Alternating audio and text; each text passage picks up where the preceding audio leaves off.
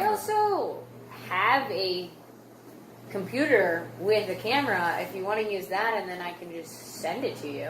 This seems to be working pretty fine for me. Perfect. I like also with the light being on, it kind of tells me if it dies, it turns off or whatever. So it's a little cue moment since I'm doing like the camera work as well.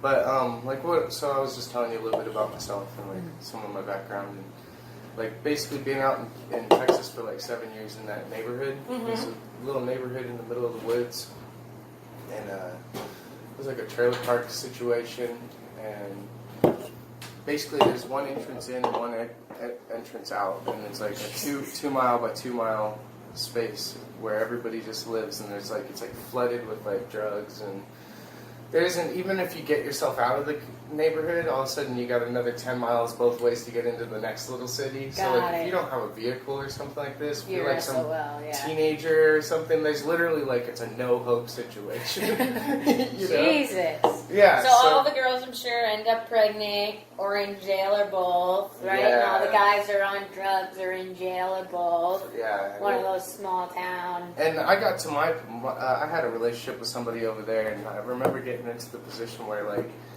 her father died, and then, which was an interesting story because like he never would talk to me because of being a meth head and stuff. Sure. And you were a meth head, or he was? He was. Okay. I was off and on here and there. But I don't know if I was at this time. I don't believe I was. And then this guy, he wouldn't shake my hand or whatever. He was the dad of the girlfriend. Uh-huh. And like, he wouldn't shake my hand. And like the day it was like a year or two after he was like, oh, you're definitely with my daughter. You're not going away. So he shook my hand and said like, all of this is yours. It's like a trailer on like an acre. Died the next day? Died the fucking next day of a heart attack. Jesus. Yeah, so like all of a sudden the family, it's the mom and like the daughter looking at me kind of like the because you just got the blessing from Pop. Yeah, and he worked at a scrapyard. Excuse me. No, you're fine. Are you huffing at that? It's already dripping a little bit. So yeah, he worked at like a scrapyard, and I'm sitting out in the front yard, and I'm like scraping off metal, started just taking up where he left off. Sure. And like literally, and I'm not even exaggerating, like fucking Kid Rock was playing on the music. I mean, just put a pot on my head and call it a day. I'm a hillbilly. Straight up, and like, trailer park boys. And like in that moment, I was like, I have to escape. I gotta go. I was like, I have to get out of this state. I have to leave. And so I got booked a flight here to Arizona. Did you have friends here? Completely ran away from the situation, and it couldn't have been the best. So when I look, I was born and raised here. So oh, okay. I have family members and stuff like that.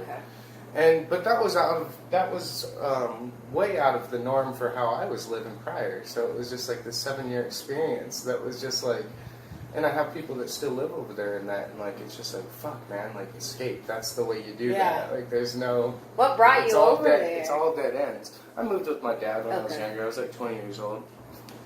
Okay. Thank you. Yeah, no problem.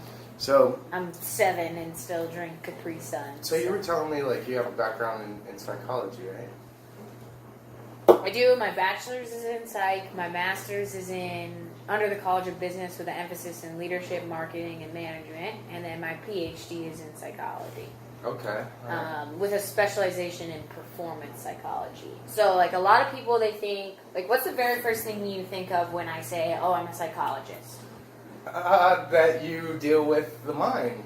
Okay. And thought and motives on things and probably, like, some kind of, like, prevention on when things go wrong. So that's one of, like, the better definitions I've heard. Most people think talk therapy, right?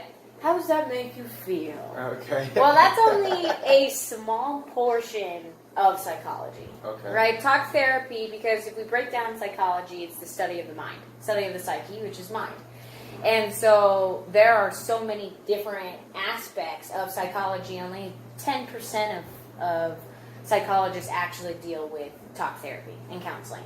That's not my forte. Like, I don't give a fuck about how you feel.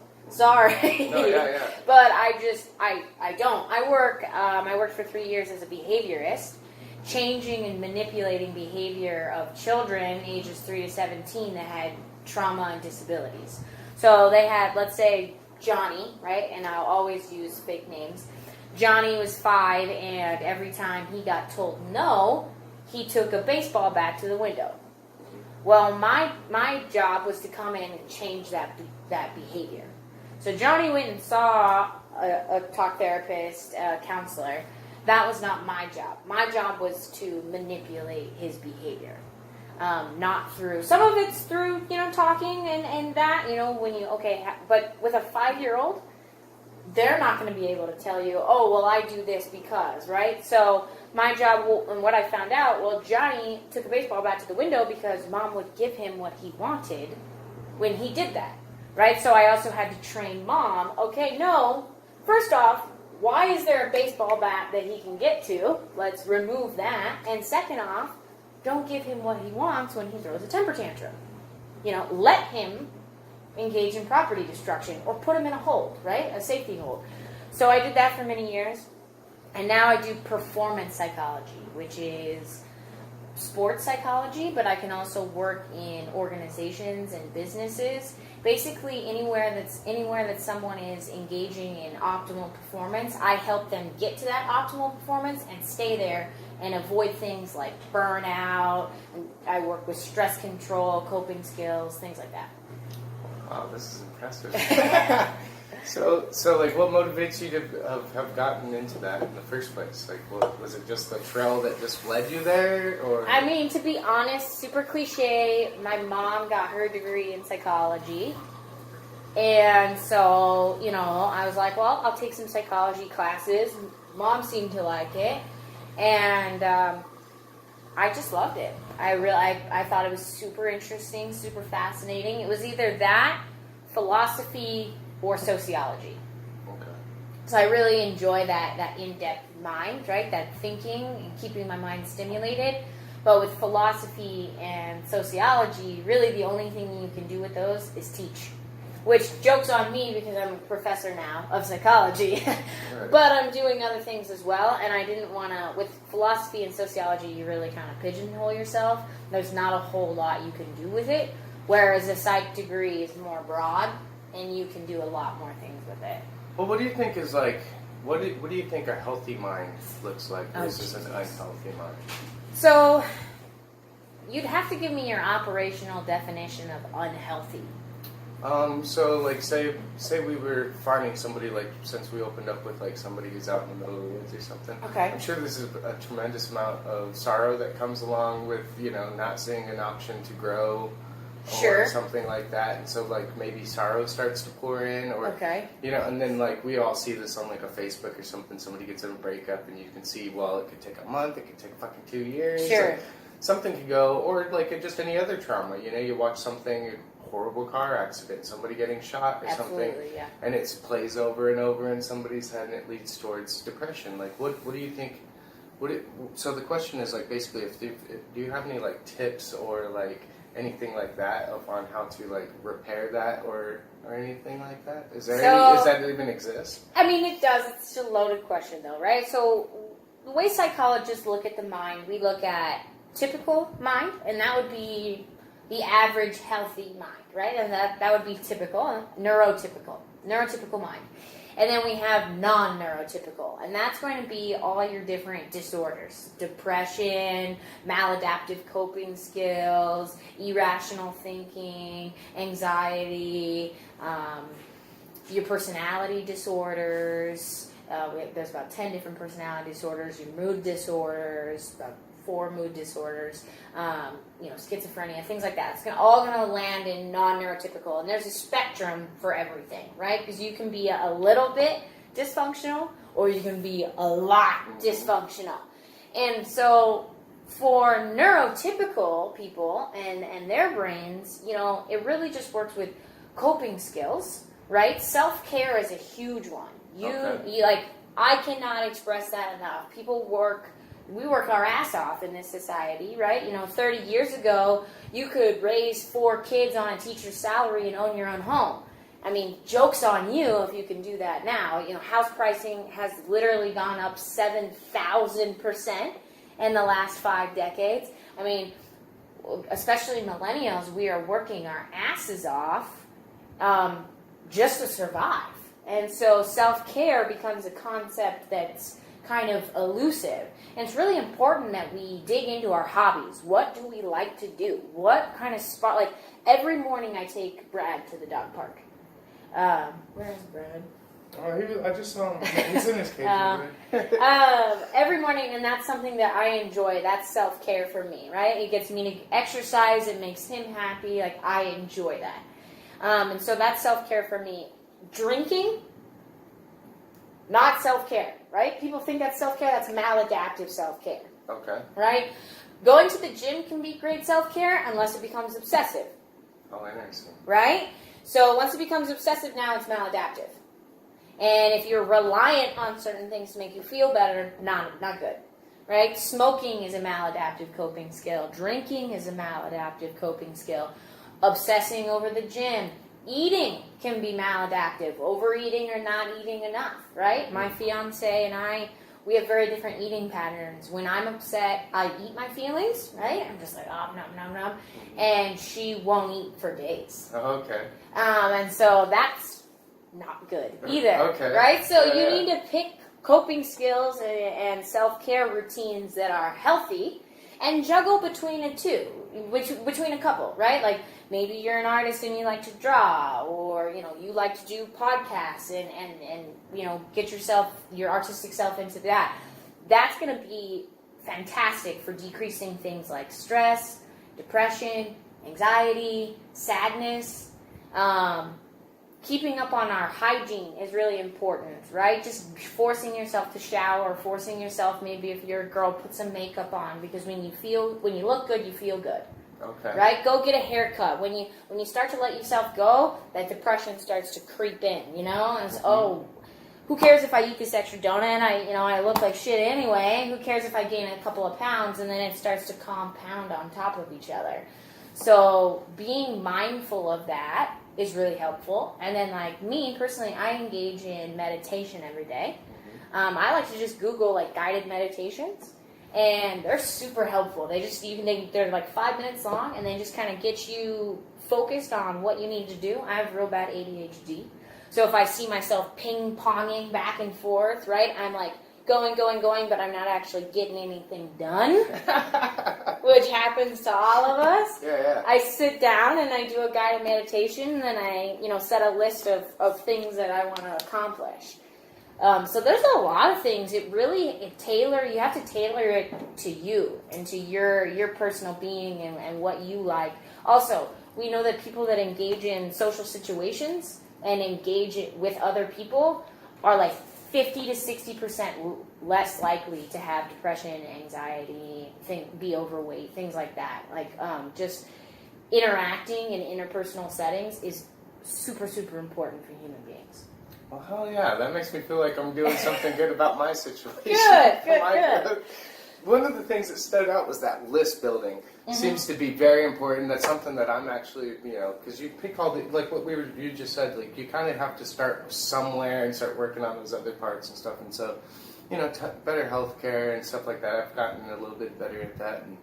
But list making, now this is the new one for me, but I've seen it work because this lady and I spent the day together, and I would have got like 2 or 3 things off the list. And okay, cool. What a successful day. But right. She put like 10 things on there, and we did all 10, and I was like, holy, and it was like 8 hours. So I was like, holy shit, lists are the shit. Lists are the shit. They really are. Make one thing, focus on that, cross it off. Yep, and then you feel so good. And so, like, for me, I'm in my dissertation right now because I'm doing my PhD, and so I'm in the middle of my dissertation, and sitting down to do work for a dissertation is fucking daunting. Like, it's super gnarly because, right now I have about 75 pages that I've written that's working, and, like, try editing 75 pages. It's very difficult, and adding new information, and so, when the document's done, it'll probably be around 300 pages. Okay. And so sitting down to do that I can avoid it, right? I procrastinate, and I'll be like, I'll do this, right? I'll find myself folding laundry when I never fucking fold laundry because I'm avoiding doing it. So what I do is I'll write that list out, and I'll take a couple of small things that I know won't take me very much time, and I'll do those first. right? Because then it kind of tricks my brain into being like, okay, we got this, right? It makes me more confident. I've already knocked off 3 things. All right, now let's sit down for 45 minutes and work on this more, strenuous task, and do it for 45 minutes and then come back to it, right? Okay. So with lists, when you have things that are overwhelming, take it in small strides, because if you try to do it all at once, you're never going to accomplish it. And then on top of it, you're going to feel shitty because you didn't accomplish it and you told yourself that you would. Okay, so it's going to actually have the negative effect. Right, absolutely. And then you're going to avoid it in the future. Humans there's this psychological phenomenon called the planning fallacy. And as humans, we think that we can get a lot more done than we actually can. Okay. Right? You ever been like, I've got a couple hours, I'm going to clean my house, I'm going to get my car washed, I'm going to do the laundry, and I'm going to meal prep, right? And you maybe get 1.5 of those things done. Right. But you have, intention on doing all 4 of those things in a 3-hour time frame, which doesn't make sense at all, but we think that we can do that. Mm-hmm. And it's a psychological phenomenon. So if we're aware of that, hey, I think I can get 4 things done. That's probably not realistic. Let's start with 1. Okay. Right? And then you do 1. If you set lower goals for yourself that are more attainable, then you'll actually attain them. If you have higher goals that are not attainable, then you just feel shitty about yourself for not attaining them.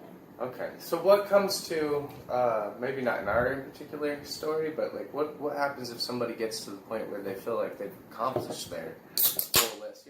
When you do get the house all clean, you did get all the meal plans done and all of that, and you're at a stalemate situation, because I've sometimes got to that, and then I'm like, what the heck, what's next, Reward yourself. Reward yourself. Right? Because things will always come back on the list. Right? Sure. There's only going to be You gotta take another shower. Exactly. There's only going to be so little time when you literally have nothing to do. Mm-hmm. So instead of stressing about having nothing to do, which is what I do, I stress about not having anything to stress about, right? Okay. Don't do that to yourself. Okay. Do not do that to your psyche, right? Enjoy it. Reward yourself. Fuck yeah, I got everything done. I'm going to go buy myself a Blizzard at DQ, or I'm going to go out with my friends, normally when I don't do that because I'm on a budget, right?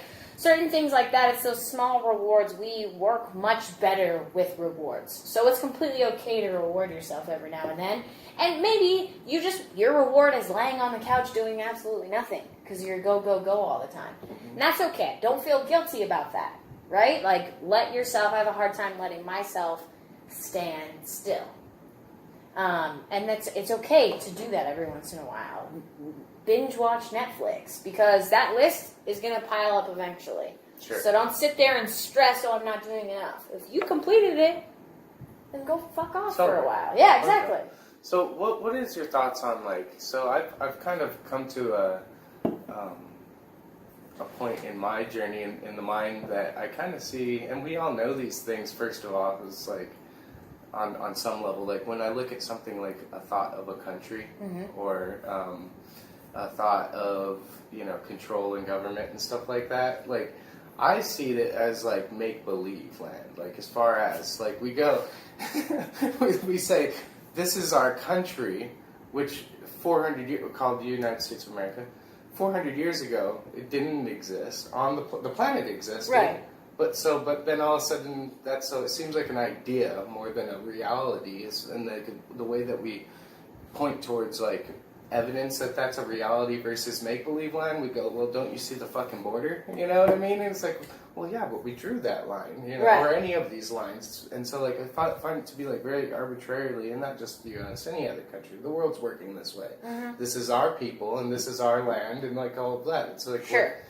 And I see, and so I think, the question is, basically, what do you think, is it, am I right or they right? But people that feel because I believe in a unity of people. I see a rock, and then I see people, and there is no differentiation. Yeah, you can say, all right, well, these are black people, these are white people, these are Chinese, that's their country, this is this, mm-hmm. and that's what I see being operated as the main thought and idea here when it comes to the group. Sure. You know what I mean? But in my estimates, I don't see any of that. And we've worked through different levels of that, saying, okay, you know, no, we're an equal people. You know what I mean? When it comes to like ethnicities or whatever like that. And then, you know, you can go into the cells and find, oh no, in DNA, no, we're a fucking one people. You know right. what I mean? It's a truth. And so like, once we get past certain educations like that, why do we come back to like reverting back into the make-believe land? Like, well, so we have these things in our brain called heuristics.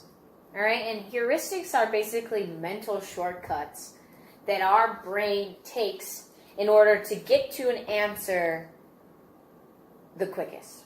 okay. Right? And sometimes that answer is not always correct. In fact, it's oftentimes false. But it's just what we come to the quickest. Right? So I'll give you an example. So let's say there's a woman named Karen. She's 28 years old. She prefers to she loves reading and writing. A good book, you know. She wears crew neck sweaters. Her ideal Saturday is sitting at a coffee shop by herself or in her apartment by herself, reading a good book. When she does engage with people, she prefers to play chess or cards with them. Those would be her favorite activities. She also wears glasses. She's medium short hair. Now, is Karen more likely a nurse or a librarian? I don't know. It sounds like a librarian. Bingo. Now, statistically, it is far more likely that Karen is a nurse because there are about 150,000 times more nurses than there are librarians. So yeah, you missed that. You didn't even. Right, because we don't think about that, right? Our brains are not analytical because we don't like to use the analytical part of our brain because we are lazy. Our brains are lazy. As big as our brains are, we don't like to use them very much. So we create stereotypes and categories in order to jump to conclusions, right? Sounds like a librarian. Well, the chances that Karen is a librarian is actually way less likely than her being a nurse. But we immediately come to that. Now, that's called an availability heuristic. There are about 5 different heuristics. That's availability heuristic. And that's simply, we recall something that resembles something else. And that's where stereotypes come from. It's categorization of things for us to kind of recall and be like, oh yeah, this is similar to this. Bingo, here we go. There's the answer, right? Whereas you could use, if you were to use statistics, we would come to probably a more accurate answer that, oh, well, Karen's probably a nurse because statistically that makes more sense. But instead we jump to that availability heuristic. Right? Oh, I'm so sorry. That's a representative heuristic. What something represents, we jump to. Sorry, representative. Availability heuristic would be like, we see something like, if I ask most Americans, is violent crime at an all-time high? Most Americans would say yes. But in fact, the past 5 years, violent crime has decreased by 5%. But we would say yes, it's at an all-time high because when we turn on the news, what do we see? Yeah, crime. Violent crime. That's all we see. So that's what's available to us. So we say, oh yeah, sure. But once again, statistically, that's not correct. Right? It's not accurate. So we use these heuristics to jump to conclusions, right? And particularly that categorization. We categorize at a very young age, right? We teach children that the square boxes go in the square hole and the circles go, right? And blue and blue is for boys and pink is for girls. And we teach this very young. And so it's easier for our brains to categorize. So when it comes to people and land, and this is my land and that is your land, and this is how it is, it's much easier for us in order to have that. It's just the way that our brains are hardwired. We can't help it. People that can see outside of those arbitrary lines typically are more analytical thinkers and have a much higher intellect, right? But the average population has around 100 IQ. And so we deal with the majority. not the minority. The minority doesn't see these arbitrary lines, but the majority does because that's how their brain is simply made up. And there's nothing we can do to change that, unfortunately. I know, it's very, it's very difficult sometimes. So that kind of leads me towards, like, so, what are your thoughts on, like, psychedelics? Like microdosing or psychedelics in general? Both, yeah. I've seen that it's different with microdosing, full-blown dosing, and all Sure. of that. And I've not had this self-control personally to microdose. I go to start that trail, and then all of a sudden I'm in space and shit. Sure. So I've only can speak to the empirical research on microdosing, and it seems to be quite effective. Right, we seem to be seeing a lot of things from microdosing that is quite helpful. We see that minor doses of LSD help keep the body awake, help keep the brain stimulated, help those neural pathways kind of fire at a higher rate, things like that. And so it seems to be quite useful. But once again, the research is very small right now, and I can only speak to the research that I've read, because I myself am not familiar with microdosing. I have some friends that testify, that they microdose frequently, but that's not necessarily, that's very biased, right? That's subjective, so I don't know, and I've never personally done it. As far as full-blown psychedelics, they're terrible for your brain. Okay. They're absolutely horrible. They rewire your neural pathways, and not necessarily in a good way. If you've done psychedelics before, you'll notice that your pattern of thinking changes for like weeks after you do it. Oh, right? maybe a lifetime. Yeah, and we think, because I'm at a better state now, right? This enlightened me. Whether that's true or false, we don't know, but we know that you're severely fucking with your brain when you do psychedelics. Oh, yeah. And I don't know about the enlightened path, because most people that have done psychedelics more than several times believe in all sorts of outlandish things, right? And they have a kind of a set in paranoia, and believe in conspiracy theories and things like that. And maybe that is because they are enlightened and these things are true, but there's no real data there. So it's really hard for me as someone that bases themselves in science, as a psychologist, to back that up, knowing that the damage that it does on the brain. Also, it has been proven that LSD and acid and other psychedelics can cause schizophrenia. Mm-hmm.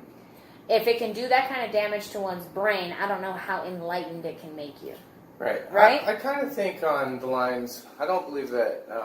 So I've done some research in that area, and some of this, like you said, it's just a bias, and it's my opinion. So, because I'm only one person who get to experience that. So, I haven't experienced any what is it called? What do you call Psychosis? it? Well, no, the schizophrenia aspect. Schizophrenia, which would be psychosis, yeah. Right,